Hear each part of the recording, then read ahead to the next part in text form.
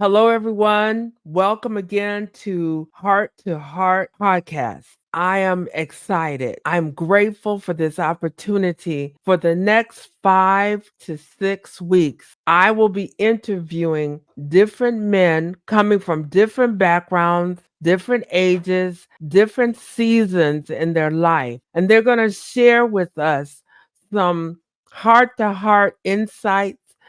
I spoke to each one and I told them I wanted to have a conversation as if they were sitting at my table in my kitchen. I recognize how important our men are and what an attack that has come against them to belittle, to make them feel insignificant or that they have no purpose or destiny. But I come today and for the next 5 to 6 weeks to celebrate these men, their uniqueness, their talents, their gifts, and their abilities. And my first session is going to be with someone very dear to my heart, our son, Adam Duty.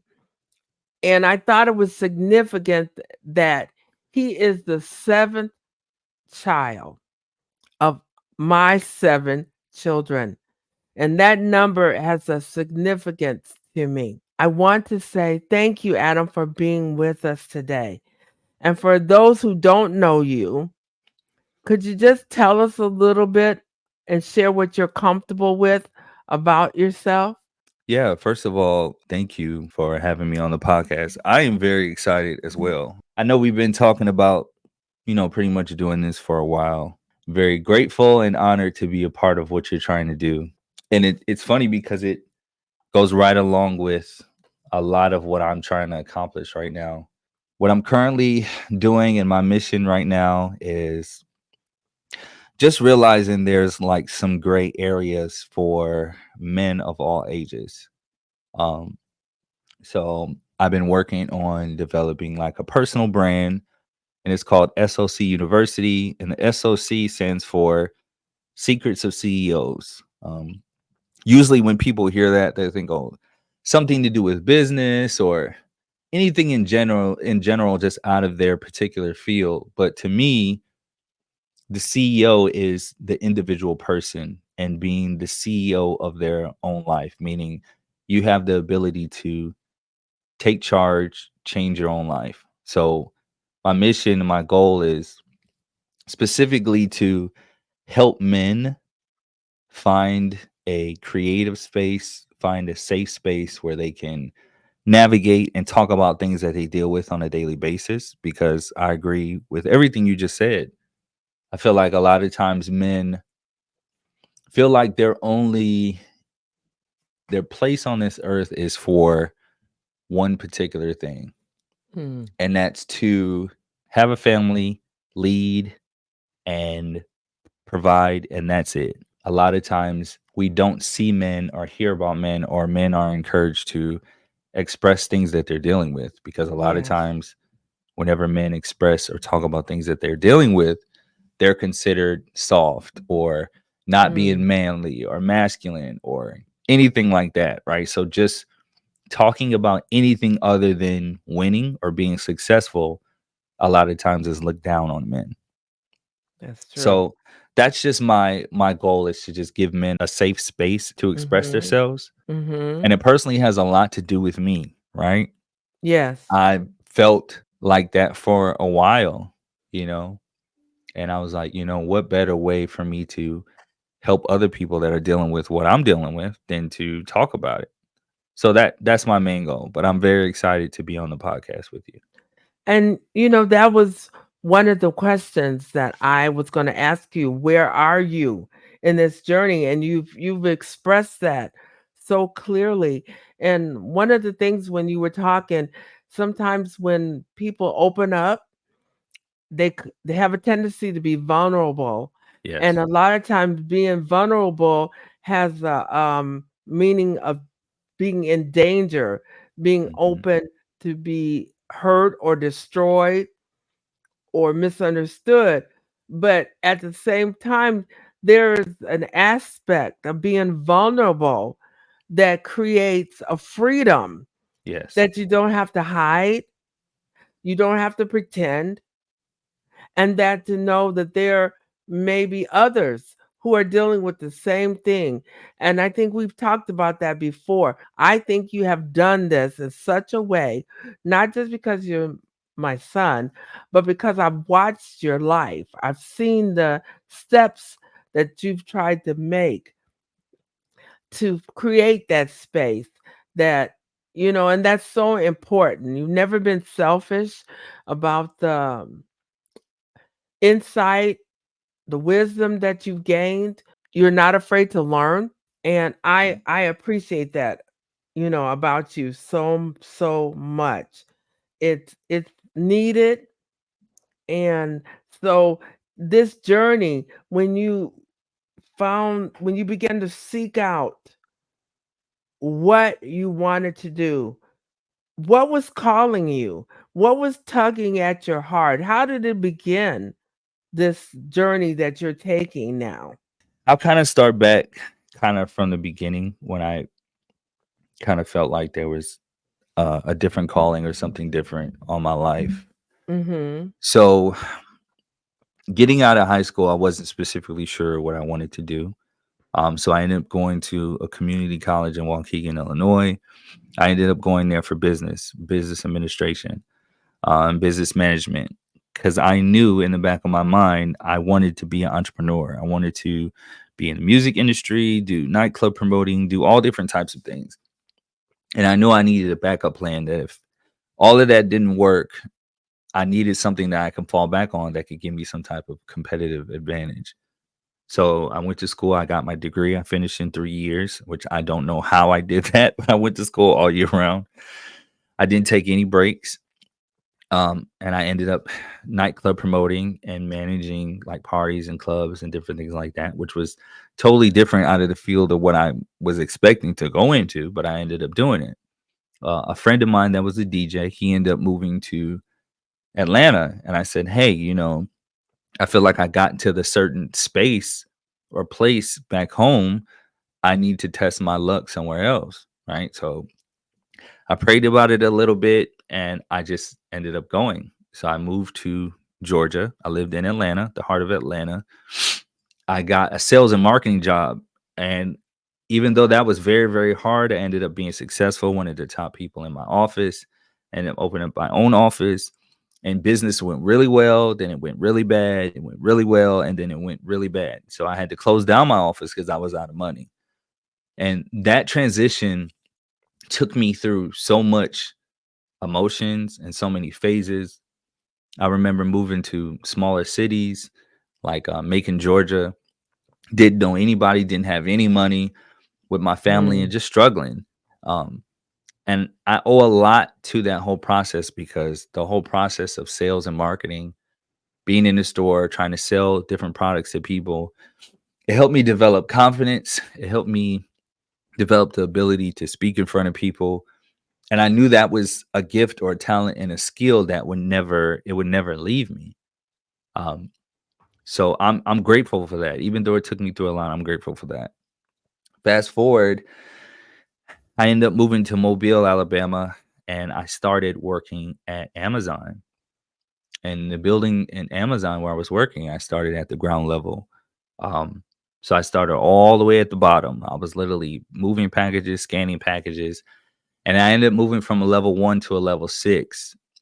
And I was the first Mm. person in my building to actually do that. And Yeah. so many people were like, "No, it can't be done. Why are you even saying you're going to do that? It's not possible. No one's ever did it." And it took me about 3 years to move all the way up that to that ladder, that point. Um, and it was great. Like, it was another testament to show me that, hey, you can start all the way at the bottom. There's a lot of people that are not gonna understand you, that Yes. they're not gonna see what you see, but if there's something that you truly believe in, you stay dedicated, you diligent towards it, pray about it, work hard on it, and you stay focused that you can accomplish it. So here it is. I got a huge promotion. I got the ability to move back to Atlanta. So I took that opportunity and moved back to Atlanta. and I'm a level 6, which is there's only one person higher than me in the building. So I'm dealing with about 1,000 people a day. And Wow. things were going well and things were going bad all at the same time, meaning like you just dealt with a lot. You deal with a lot of people, and Mhm. depending on what type of manager you are, their problems and issues become your problems and issues. And that's the type of person that I am. Like you've even said it. If I can help people, I will help them. I know that the people and the people that you support and the people that you help, I know that if you try to help people with the utmost care and respect, and you genuinely do that, things will automatically come back to you. I Mm. know that for a fact. Yes. So it was just a lot of weight that was on me. Um, we ended up going from like the lowest ranking building to one of the top 10 buildings, in our region, which was great. And towards the middle of that, I'm making a lot of money. Mhm. It was over 6 figures, and I want to say that for a reason. Um, it was over 6 figures. I never made that much in my life before. Things were going well. And one day, and I never really specifically said this, and one day I had a discussion with one of my managers, and he was like, "You need to do this, this, and this with your team, or we're gonna have to have some other meetings, and things got to go this way." And in my Mm. mind, I'm like, all these things that I've did for this building, I never once said, "Oh, pay me more. I deserve this. I deserve that." I had people that I was working with that were in a lot of trouble, always causing issues, and I was able to change that. And the building was changing, and things were way better. But he wanted to come to me. He was very respectful, but it was like, "You need to do more. Things need to be better. You need to do more, or we're gonna have another conversation. I'm gonna Wow. write you up or whatever it is."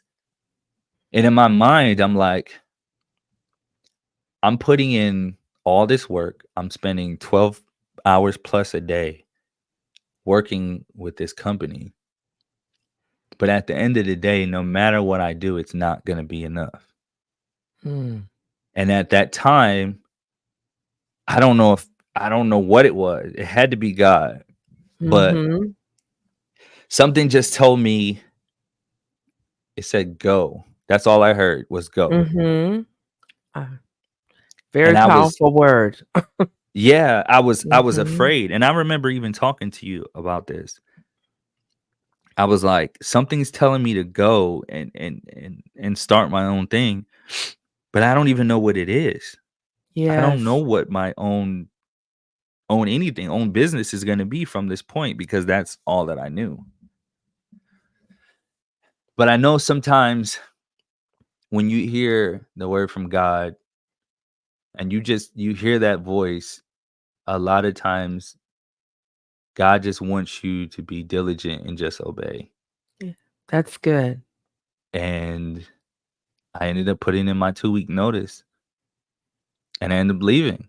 And a lot of people were like, "You're going to leave all of that money. You're Mm. going to leave everything you work for to start all the way at the beginning. Like, are you crazy? Like, Yeah. what's wrong with you?" Yes. And a lot of people looked at me like I was stupid. They laughed at me. They was like, "It doesn't make any sense." But Mm. I knew that's what I was supposed to do. And I remember talking to you, and I remember either you or Jason, I can't remember exactly what it was, but I remember the story in the Bible where they were um, in the wilderness, and then somewhere else where God was telling someone to go somewhere, but he didn't tell him exactly where he was going to go and what he was going to be doing. That was Abraham. Abraham. Yep. Mhm. Yes. And that's Yeah. exactly what I felt like. Yes. Yes. Exactly what I felt like. And I'm like, man, like I have a family to take care of. Where am I gonna get money from? I have money saved up. I don't know what I'm supposed to be doing. So I ended up meeting an old friend of mine, and he was very successful in what he was doing. Mm. And the one thing that I realized and I learned in business is that number one, speed is like one of the most important things in business, because You have to jump out there and you got to do things because there's people that take action and there's people that don't. And the True. people that take action, even when they don't have everything together, they're going to have an advantage over the people that wait forever till things are right and perfect. Because they'll either never start, or when they do start, they're 3 months, 6 months, a year, 2 years behind the person that just started. So by that time, that person has already figured out a whole bunch of different things. So I Yeah, learned that. And then I also learned that you become the people that you're around. that's good. That's good. So I had to get myself around people that were thinking ridiculous, huge goals, goals that I didn't even think I could accomplish. That's what I started to surround myself around. And my coach, friend, and mentor was like, you need to start making videos. You need to start a podcast. You need to start recording what you're talking about. And I'm like, what? Like, why would I do that? That makes no sense. Mhm. He said, Adam, you're like a you're like a therapist. You need to start doing it. Okay. And I'm like, okay, here we go again. Here goes that walking into something, being blind, just walking into it and doing it. So Mhm. I started doing it. And I remember telling people, hey, I'm going to start making a podcast. I'm going to start recording. They're like, what are you going to be talking about? What are you going to be, doing? Um, so I just started doing it. And over time, I was doing things that I felt other people wanted to hear and see. And it wasn't really true to who I was. And then I was like, you know what? Why don't I just start talking about things that I feel, that I genuinely feel that I'm going through? Yes. Yes. So that's how all of that started coming up as, focusing on men. It's not that I didn't want to, give any advice or say anything for women. I just wanted to do and talk about the thing that was most authentic to me, and that was being a man that was dealing with self-improvement, that was dealing with mental health, entrepreneurship, navigating. I call it like the murky waters of the world because there's so many Mhm. things out here in the world, especially in our culture as African Americans, on how they say things are supposed to be. And that's not necessarily true. I appreciate all that you're telling me, and from what you're telling me, I can see where this example, how when Adam and Eve disobeyed God and they hid themselves, when God came to meet with them and he met with them at a consistent time within a consistent atmosphere, Mm, yet because of the guilt and shame that they felt from their disobedience, they hid from him. Yet mm, he came to them. He came calling to them, not because he was didn't know their location, but their position with him had changed. mm, And it seems to me from what you're saying there that might have happened to you, it has happened to me and others, that though we might been us in a certain location, that God was is still calling. There's something inside of us that's calling us out from the place. I was talking to someone earlier today and they were saying there are people that are sitting in a tavern. There are people sitting over in a ditch somewhere or lost, and yet even where they are, God is calling them mm, because he put greatness in all of us. And sometimes in obeying that calling, as you were sharing, we might not know. In obeying that calling, we might not always have every T crossed, every I dotted.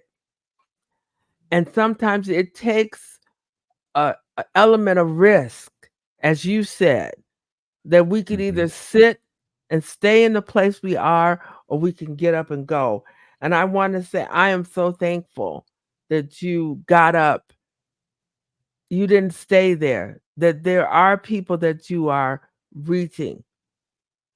So I just wanted to share that little bit. No, thank you. The one thing that I could control is to just take action. Even if it's slow action, I could take action. And I knew for me, not to say for anybody else, but I just knew for me, I don't want to go through regret of not trying. Mm. And I wanted my boys and my daughter to see what their dad was doing, that their dad would say, "Hey, I'm going to try this. I'm going to do this." See him step out, work on it through the tough and hard times, and whether he makes it or whether he doesn't, he's showing me that you can at least try and do that. You can at least Yes. try to do it. Yes. And that's what I wanted to do. I wanted to at least try. And I knew if Mm. I tried and I gave it my best, and whether it worked or didn't, I can say at least I went out there and tried. Because I could always go back and get a job somewhere. Even if I'm making $5 an hour, I can always get a Mhm. job somewhere. Mm. So that was my biggest thing. I just wanted to at least jump out and try. And trusting is not always easy. And there's an Yeah. element of trust because, as you said, at least the attitude that you have, which I admire so much, you said, if I try it, if it works, wonderful. If it doesn't work, then I'll try something else. How many people are laying in a ditch of maybe tried, had some kind of obstacle or some Mhm. kind of glitch where some people call it failure, but we know that doesn't mean failure just because you had a problem or Yep. something didn't work. That Yep. means that, we got to tweak it as you've helped me with that. Or, maybe I always used to think back in the day, they used to have a cereal called Captain Crunch. Mhm. Well, then they took the Captain Crunch and added berries to it, called it Mhm. Crunch Berries. Mm. Then they had peanut butter flavor, and it was called Peanut Butter Captain Crunch. It Mm. all was Captain Crunch. They just tweaked it and added some little variables to it Got to it. enhance it, and it's still going today, and it's also appealing to a greater audience because they've added different flavors or aspects to it. Correct. Yep. And so I do uh appreciate that. And before we close, Adam, I just want to say, do you want to take a few more minutes? Is there something else you want to add? Because I want to pray for people that'll be listening to this podcast. I want to encourage them to share it with their husbands, their sons, their brothers, their nephews, grandsons, because I think this is important, an important insight. So, is there anything else you want to share with us before we close? The important thing to me is just making sure men and realize how important and valuable they are to their life and the people around them. Yes. It doesn't necessarily have to mean money. It doesn't necessarily have to mean physical strength. It doesn't have to Mm, be masculinity. It doesn't have to be attraction.